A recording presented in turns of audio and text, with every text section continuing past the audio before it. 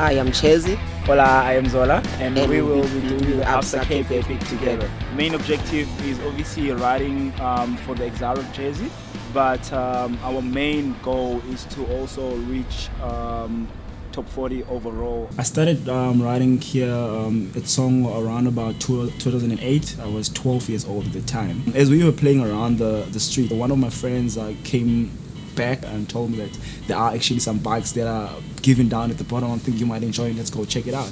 And it was actually not too far from where I live. During the day, we see a lot of kids standing around the fence, and you can see in their eyes that they are willing to come in. It's a pity that they cannot be here, so they don't have much to do, as much as they really want to be here. Everyone was excited getting bikes, and we got turns to ride, and since that day I never looked back. I just wanted to come ride every single day, every time after school.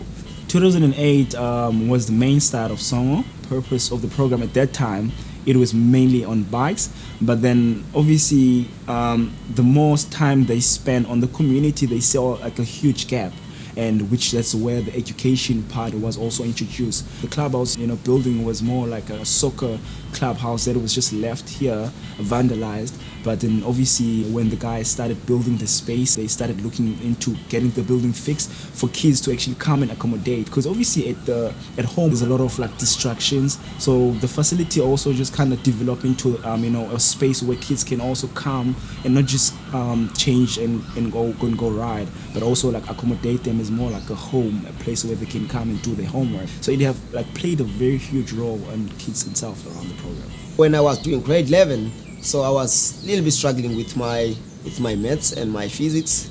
So with Mem Eunice around, she was more like the assistant teacher here. She helped me through with all the subjects that I did.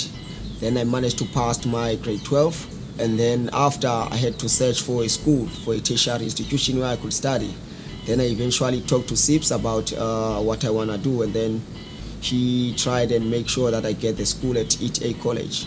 I must say, growing up, SIPS has always been my role model, because he was the first black guy to see on the sport. So he's still my role model. Growing up, like I learned those principles, those basics on how to behave as a person. And there's always this one quote I always live by that says, "A child in sport is a child out of court."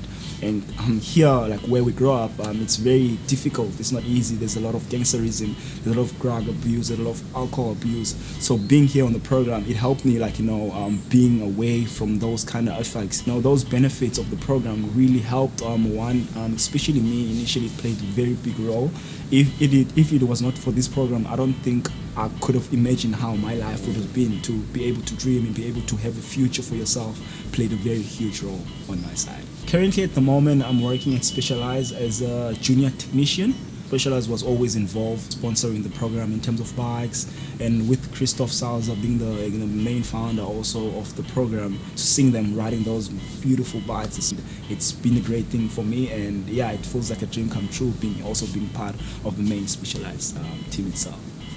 Now I'm also helping at Songo since I finished my studying. I like to be a role model to other kids, and I would like to be someone to look up to the young kids that are still growing up. Parents outside the program can see the effects of how it helps the neighbors' kids around the program itself.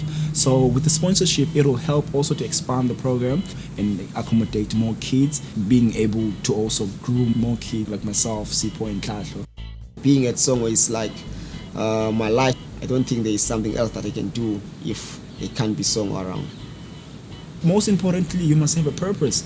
Like find your purpose and know what you want to get in life, and then moving out with that purpose, it could actually take you to places. It's not about what you have now, it's about what you can build for yourself and change it.